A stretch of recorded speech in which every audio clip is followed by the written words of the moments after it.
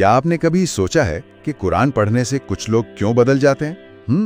جو کچھ آپ یہاں سنیں گے وہ صرف تفسیر نہیں، یہ آپ کی زندگی کا نظریہ بدل سکتا ہے۔ ہم ہیں عادی اور دی، اور یہ آپ کا سفر ہے 8 بٹ مفید معلومات کے پوڈ کاسٹ کے ساتھ۔ اللہ کی کتاب کے ساتھ ہمارے اس سفر کی پہلی قسط میں خوش آمدید، قدم بقدم، آسان زبان میں اور دل کی گہرائیوں سے۔ ہاں، اور یوٹیوب چینل کو سبسکرائب کرنا اور وہ گھنٹی کا بٹن دبانا نہ بھولیں تاکہ نئی قسطیں آپ تک سب سے پہلے پہنچیں۔ ٹھیک ہے، تو ہم ہر قسط میں قرآن کی ایک سورہ کا گہرائی سے جائزہ لیں گے، اس کے روحانی پہلو، زندگی سے مثالیں اور غور و فکر کی باتیں، تاکہ روزمرہ زندگی میں کچھ معنی تلاش کرنے میں مدد ملے۔ جی، اور آج ہم سورہ الروم کا مطالعہ کریں گے۔ سورہ روم، اچھا، اس کا پس منظر کیا ہے؟ یہ سورہ مکہ میں نازل ہوئی تھی، ہجرت سے کوئی 6-7 سال پہلے کا زمانہ تھا، اور اس کا نام جیسا کہ ظاہر ہے شروع کی آیات میں رومیوں یعنی بائزنٹینیوں کے ذکر سے آیا ہے۔ اور شروع ہوتے ہی ایک بہت بڑی پیشین گوئی ہے نا، رومیوں کی شکست کا ذکر۔ بالکل، پہلے ان کی شکست کا ذکر ہے جو اس وقت ایرانیوں کے ہاتھوں ہوئی، شام اور مصر وغیرہ کے علاقوں میں۔ جی ہاں۔ اور پھر قرآن نے پیشین گوئی کی کہ چند ہی سال میں، یعنی بضع سنین، جس کا مطلب ہوتا ہے 3 سے 10 سال، اچھا، اس عرصے میں رومی دوبارہ غالب آ جائیں گے۔ اور یہ تاریخ میں بالکل اسی طرح ہوا؟ جی بالکل، یہ حیرت انگیز طور پر پورا ہوا۔ 622 عیسوی کے بعد ہیراکل کی قیادت میں بیزنطینیوں نے فتوحات حاصل کرنا شروع کی اور 626 تک ایرانیوں کو شکست دے دی۔ سبحان اللہ۔ اور اسی سے جڑی ایک اور بات بھی تھی، مسلمانوں کی خوشی کی پیشین گوئی۔ ہاں، کہا گیا کہ اس دن مومن خوش ہوں گے۔ اسے اکثر مفسرین جنگ بدر میں مسلمانوں کی فتح سے جوڑتے ہیں، جو 624 عیسوی میں ہوئی۔ یعنی اللہ کا وعدہ سچا ہے، وہ خلاف نہیں ہوتا۔ مگر اکثر لوگ نہیں جانتے، یہ آیت بھی ہے۔ جی، آیت نمبر 7، وہ دنیا کی زندگی کا بس ظاہری پہلو جانتے ہیں اور آخرت سے وہ بالکل غافل ہیں۔ یہ سورہ کا ایک مرکزی خیال ہے۔ تو مطلب دنیا کی حقیقت اور آخرت پر غور کرنے کی دعوت؟ بالکل، اللہ نے آسمانوں اور زمین کو بے مقصد نہیں بنایا، ایک خاص مدت کے لیے ایک اندرونی سچائی کے ساتھ بنایا ہے۔ سورہ بار بار اللہ کی قدرت کی نشانیوں کی طرف توجہ دلاتی ہے، جیسے انسان کی اپنی تخلیق مٹی سے، پھر جوڑوں کی تخلیق جن میں محبت اور رحمت رکھی، زبانوں اور رنگوں کا اختلاف، رات اور دن کا نظام، نیند اور اللہ کا فضل تلاش کرنا۔ اور وہ بارش والی مثال کہ مردہ زمین زندہ ہو جاتی ہے۔ جی، وہ قیامت کی طرف اشارہ ہے کہ جیسے اللہ بے جان زمین کو زندہ کرتا ہے، ویسے ہی وہ مردوں کو دوبارہ زندہ کرے گا۔ یہ سب اسی ایک اللہ کی نشانیاں ہیں۔ پھر وہ فطرت کا ذکر بھی بہت اہم ہے۔ بہت اہم، آیت 30 میں کہ اپنا رخ دین حنیف کی طرف رکھو، اللہ کی وہ فطرت جس پر اس نے انسانوں کو پیدا کیا ہے۔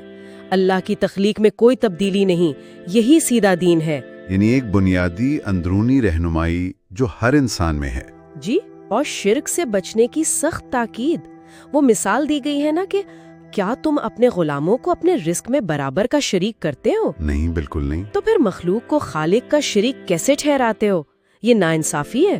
ظالم لوگ بغیر علم کے اپنی خواہشات کے پیچھے چلتے ہیں۔ اور ایک آیت جو آج کل بہت زیادہ سوچنے پر مجبور کرتی ہے، وہ فساد والی آیت۔ آیت 41، خشکی اور تری میں فساد پھیل گیا ہے لوگوں کے اپنے ہاتھوں کی کمائی سے، تاکہ اللہ انہیں ان کے بعض اعمال کا مزہ چکھائے، شاید کہ وہ باز آ جائیں۔ یہ تو براہ راست آج کے ماحولیاتی بحران اور سماجی مسائل کی بات لگتی ہے۔ بلا شبہ انسان کے اعمال کے نتائج، یہ ایک وارننگ بھی ہے اور واپسی کا راستہ بھی دکھا رہی ہے کہ شاید وہ لوٹ آئیں۔ یعنی ذمہ داری کا احساس۔ بالکل، اور پھر نیک اعمال کی ترغیب ہے، رشتہ داروں، مسکینوں، مسافروں کا حق ادا کرنا، سود یعنی ربا کی ممانعت، اور صدقہ کی فضیلت کہ وہ اللہ کے ہاں بڑھتا ہے۔ صحیح۔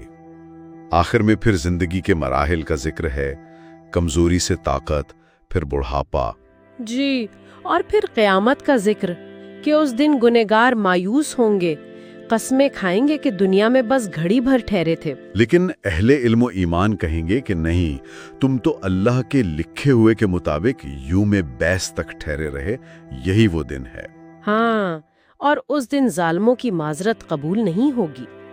قرآن میں ہر طرح کی مثالیں دی گئیں، لیکن انکار کرنے والے ان کے دلوں پر مہر لگ جاتی ہے۔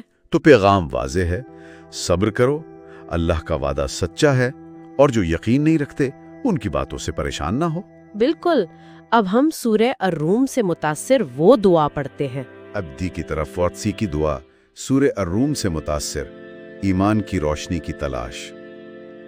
اے اللہ، آسمانوں اور زمین کے خالق، اے وہ جو زندہ کو مردہ سے نکالتا ہے اور مردہ کو زندہ سے پیدا کرتا ہے، ہم تیرے بندے تیرے دروازے پر حاضر ہیں۔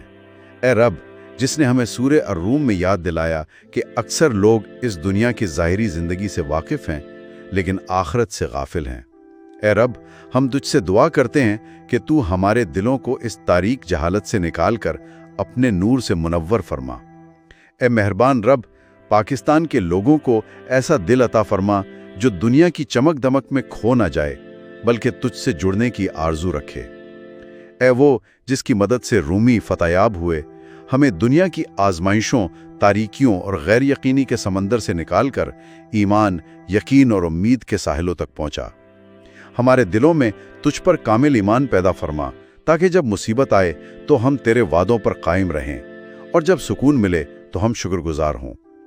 ہماری نسلوں کو علم و فہم عطا فرما تاکہ وہ صحیح اور غلط میں تمیز کر سکیں، اور دنیاوی ترقی کے ساتھ ساتھ روحانی بیداری کو بھی اپنائیں۔ اصلاح اور قومی اتحاد کی دعا۔ مندر میں فساد لوگوں کے اپنے ہاتھوں کی کمائی کا نتیجہ ہے۔ ہم تجھ سے فریاد کرتے ہیں، اے ہمارے رب، ہمیں اپنی کوتاہیوں پر شرمندہ ہونے کی توفیق عطا فرما۔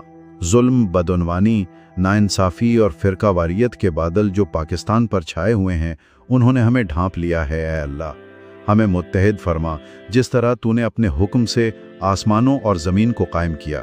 ہر شہر، ہر گاؤں، ہر مدرسے اور ہر مسجد میں ایسے افراد پیدا فرما جو نیت، علم اور خلوص کے ساتھ اس قوم کو بہتر بنانے کی کوشش کریں۔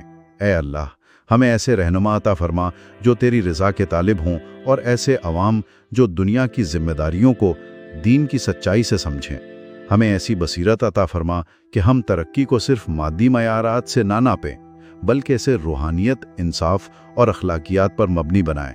اے رب، اس قوم کو وہی طاقت عطا فرما جو تو نے بدر کے دن مومنین کو دی تھی، اور ہمیں یاد دلا کہ تیرے وعدے سچے ہیں اگر ہم صبر اور توکل کے ساتھ تجھ پر ثابت قدم رہیں۔ قیامت کی یاد اور عمل کی ترغیب۔ اے وہ جس نے سورہ روم میں فرمایا، جس دن قیامت آئے گی اس دن سب لوگ الگ الگ ہو جائیں گے۔ ہم تو اس سے عاجزی سے دعا کرتے ہیں کہ ہمیں ان لوگوں میں شامل فرما جو اس دن کی تیاری کر رہے ہیں۔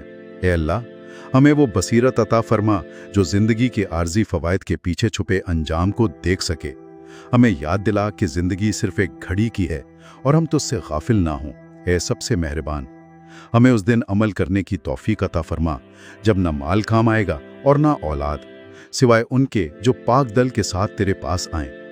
ہمارے چھوٹے بڑے اعمال کو خلوص کے ساتھ قبول فرما، اور ہمیں جھوٹ، تکبر اور خود فریبی سے بچا۔ اے رب، ہمیں ان لوگوں میں شامل فرما جو تیرے پیغام پر یقین رکھتے ہیں، تیری بات سنتے ہیں اور پورے دل و جان سے اس پر عمل کرتے ہیں۔ ہمارے بچوں کے دلوں میں اپنی عظمت، اپنے نبی صلی اللہ علیہ وسلم کی سنت اور قرآن کی ہدایت کی محبت پیدا فرما، اور جب ہم تیرے حضور حاضر ہوں تو ہمارے چہرے روشن ہوں اور ہمارے اعمال گواہی دیں کہ ہم نے تیری کتاب کو مضبوطی سے تھاما اور دنیا میں انصاف، محبت اور روشنی پھیلائی۔ آمین۔